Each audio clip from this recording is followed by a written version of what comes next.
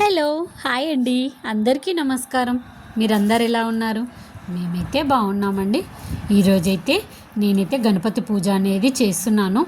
మా పిల్లలతో ఈరోజు పూజ అనేది నేను చేయిస్తున్నాను. నాకు తెలిసిన పద్ధతిలో అయితే పూజ అనేది చేయిస్తున్నాను. ఫస్ట్ అయితే మా పాపకైతే నేనైతే బొట్టు అనేది పెడుతున్నాను. మనం దేవుడికి ఉపయోగించే బొట్టు పిల్లలకి పెట్టకూడదండి, మనం పెట్టుకోకూడదు. దేవుడికి అలాగా మనకి అలాగా మనం అయితే ఉంచుకోవాలండి. అలాగే నేను ఘంటానాదం చేస్తూ దేవతాహ్వాన లాంఛనం అయితే చేశానండి. ఆ తర్వాత మా పిల్లలైతే ధూపం అనేది చూపిస్తున్నారండి పసుపు గణపతికి. ఈ విధంగా ధూపం అనేది చూపించి పసుపు గణపతికి అయితే అక్షింతలు అనేది వేశారండి. ఆ తర్వాత పిల్లలకైతే ఆచమనం అనేది చేయించానండి. మనం ఆడవాళ్ళం అయితే ఆచమనం చేసేటప్పుడు నమః అనుకోవాలండి. మగవాళ్ళైతే స్వాహ అనుకోవాలి. 3 సార్లు వాటర్ అనేది తీసుకొని నాలుగోసారి అయితే మనం చేతునైతే కడుక్కోవాలండి. ఆ తర్వాత మనం ప్రాణాయామం అనేది చేసుకోవాలండి. ప్రాణాయామం చేసుకుంటూ మనం గాయత్రి మంత్రాన్ని అయితే చదువుకోవాలండి. ఆ తర్వాత నేనైతే గణపతికి షోడశోపచారాలతో పూజ అనేది కంప్లీట్ చేసుకున్నాను. అలాగే పంచోపచారాలతో కూడా పూజ అనేది చేసుకున్నానండి. ఆ తర్వాత మేమైతే ఈ విధంగా పూజనైతే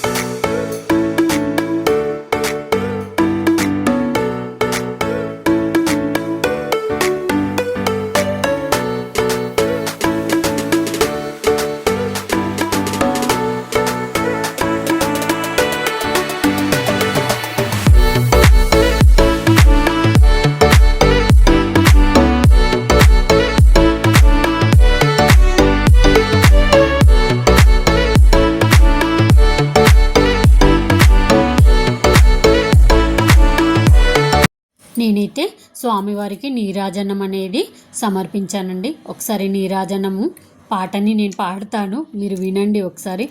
శ్రీ గణనాయక నమో నమ, సిద్ధి వినాయక నమో నమ, ఈశ్వరపుత్ర నమో నమ, విఘ్న వినాశక నమో నమో, మూషిక వాహన నమో నమో, మునిజన వందిత నమో నమో, పార్వతి తనయ నమో నమో, పాప విమోచన నమో నమో. నేనైతే ఈ విధంగా హారతి అనేది పాడానండి.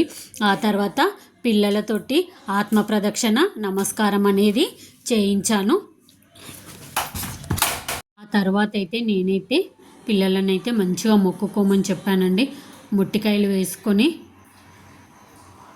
మా పాప అయితే నమస్కారం అనేది చేసుకుంటుందండి. వాళ్ళకి మంచి బుద్ధిని, మంచి జ్ఞానాన్ని, చదువును ప్రసాదించు తండ్రి అని నేనైతే మంచిగా వేడుకున్నానండి. వాళ్ళైతే చాలా కష్టపడి గుంజీలు అనేది తీశారండి. నేను వద్దులే 1-2 జాలు అనంటే, లేదు మమ్మీ చేస్తాం అని చెప్పి గుంజీలు అనేది తీశారండి. ఈ విధంగా మా పూజ అయితే కంప్లీట్ అయిపోయిందండి. మాకైతే పిల్లలతో కలిసి పూజ చేసినందుకు నాకైతే చాలా అంటే చాలా మంచిగా అనిపించింది. ఆ తర్వాత గణపతి తాళాన్ని అయితే నేనైతే వేశాము.